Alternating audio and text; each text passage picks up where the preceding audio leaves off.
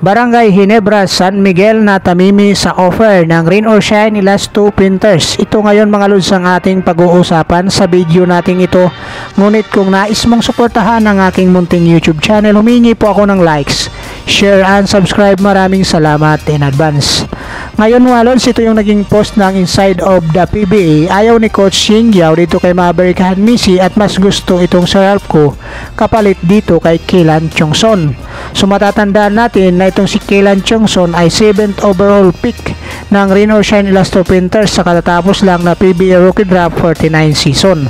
Ngayon mga lods, may rumors na ayaw ngang pumirma ng maximum contract ito sa Rain or Shine Elasto Printers nitong si Kelan Chongson. Ngayon alamin natin magkano nga ang sahuran ng freshman sa PBA. At ito nga mga lods, sa league rule nga ng PBA, ang freshman ay sasahod ng 200,000 a month, katumbas yun ng 2.4 million sa unang taon nga niya. At tataas nga ito ng 50% sa susunod na taon. Ito yung sophomore years ng player na aabot na ng 300,000 a month, which is 3.6 million a year. Ito nga lods ang magiging sahuran nila. Ngayon, correct me if I'm wrong mga lods, na revise nga ito dahil sa pag-aalis ng ating mga player papuntang ibang bansa. Ngayon, ang top 3 overall pick ng PBA ay makakatanggap na ng 420,000 katumbas ng Veteran Cup sahod ng PBA player. Ngayon, itong si Arja Barrientos, si Cedric Verpel at maging si Justin Baltasar ay eligible na tumanggap ng 420,000 a month dito sa PBA. Ito nga mga lods ang naging report ng SPIN na yung proposal na to na inaantay yung approval ng Board of Governor, which is alam ko na approbahan na nga ito mga lods. Ito yung malaking kadahilanan dito, yung pag-aalis ng ating mga local players papuntang abroad para maglaro dahil siyempre mas mataas nga yung sahod. Ito yung sinasabi ni Coach Ying Yao na sino ba naman ang tatanggi na mas mataas ang sahod sa ibang bansa. Ngayon, itong si Kelan Chongson ay 7th overall pick nga mga lods. So dahil dun sa proposal na yon, yung top 3 lang ang makukuha yung 420,000 ay nasahod. So si Kelan Chongson sa 7, so ibig sabihin 200,000 mga lods ang kanyang magiging monthly sahod. So ayun nga sa sinabi ni Coach Ying Yao, kahit 32 years old na nga itong si Kelan Chongson, magagamit pa ito good for 5 years pa nga. Katulad kay Stephen Holt ng Tira Perma, ngayon nasa Barangay Ginebra na nga, 32 years old din ito mga lods. Ngayon contender siya para sa PBA Rookie of the Year. Ito rin ang nakikita nitong si Coach Ying Yao dito kay Kelan Chongson. Kaya gusto nga niya, kung hindi nga pipirma itong si Kelan Chongson dito sa Rain or Shine Elasto Printers, ititrade niya ito papunta dito sa Barangay Ginebra, San Miguel, na alam naman natin malaki yung interest dito kay Kelan Chongson, ay naalim tulad dito kay Rudy Hatfield. At na itong si Arja Barrientos lang ang kailang pinili dahil kinakailangan nila ng gwardya at magre-retiro na itong si LA Tenorio. So si Kelan Chongson nga mga lods, naliling ka ito papunta dito sa Barangay Ginebra, San Miguel. Nagkataon nga na sabi nga ni Coach Ying Yao, kahit sila inaabangan nila si Arja Barrientos, so no choice na nga sila, kaya si Kelan Chongson ang kailang nakuha dahil pinili nga ng Barangay Ginebra, San Miguel itong si Arja Barrientos. Ngayon itong si Kelan Chongson nga mga lods, ang taas nito ay 6'5". Mayroon siyang 204.6 pounds at sabi nga natin 32 years old na nga ito. At maraming experience na ito sa paglalaro overseas, kaya masasabi natin na batak na rin ito para sa paglalaro sa basketball itong si Kelan Chongson.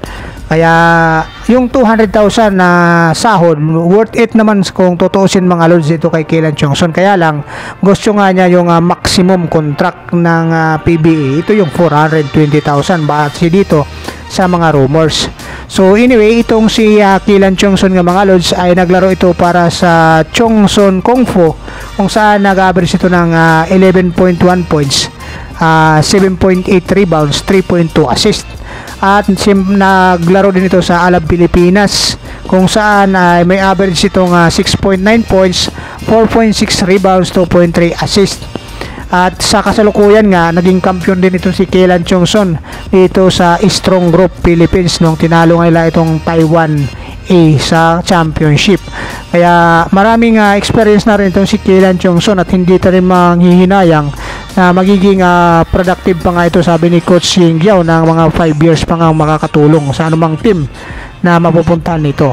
So hindi naman sa ayaw ni Coach Ying Giao dito kay Maverick Hanmisi nga mga lods, at ito nga may paliwanag dito si Coach Ying Giao kung bakit itong si Ralph Koo ang kanyang gusto kumpara dito kay Maverick Hanmisi na una nga gustong bitawan ng Barangay Ginebra San Miguel para makuha itong si Kilan Chongson. Ngayon ito yung paliwanag ni Coach Ying Giao. Si Maverick Hanmisi ay malaki yung kontrata sa Barangay Ginebra San Miguel, kaya mas gusto nga niya itong future second round pick at saka itong si Ralph Koo in exchange dito kay Kilan Chongson.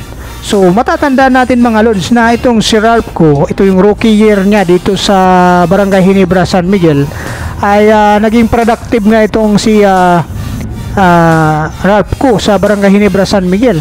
Ito na nga mga lods, starter na nga siya ni Coach Tim Con. Alam natin si Coach Tim Con, hindi yan basta-basta nagtitiwala ng rookie, pero iba itong si Ralph Koo mga lods, kaya naging starter na nga ito ni Coach Tim Con dito sa kanyang Barangay Ginebra San Miguel. So ibig sabihin itong si Ralph Koo ay mabilis turuan at naiintindihan niya itong triangle offense na pinapatakbo ni Coach Tim Con. Kaya sa tingin natin mga lods, malabo pa talaga sa sabaw ng pusit na bibitawan ng Barangay Ginebra San Miguel itong si Ralph Koo kapalit dito kay Kilan Chongson. Kahit gusto nila si Kilan Chongson, sa tingin natin talaga mga lods, hindi ito bibitawan ng Barangay Ginebra San Miguel sa ngayon mga lods. Sa ngayon hindi natin tayo nagano ng tapos, sa ngayon hindi pa, kasi katulad nga ng sinabi natin, 26 years old pa lang itong si Ralph Koo, 6'4 ang height, 210 pounds,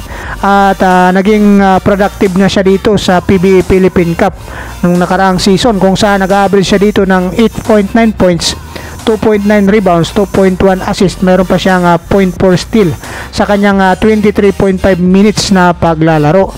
Kaya ganito na lang ang kumpiyansa na binigay nitong si Coach Tim Con dito kay Ralph Koo. Kaya malabo mangyari ito mga lods na bitawan ng Barangay Ginebra Management itong si Ralph Koo, lalong-lalo na wala na itong si Christian Stan Hardiner dito sa Barangay Ginebra San Miguel. At alam natin mga lods, ang Barangay Ginebra San Miguel din ay nagpapabata ng kanilang mga player, kaya nga rin kinuha nila itong si Stephen Holt at saka itong si Isaac Go, kapalit nga ng kanilang mga veteran na player na si Christian Stan Hardiner at saka itong si Stanley Pringle. So malabo na bitawan nga ito mga lods.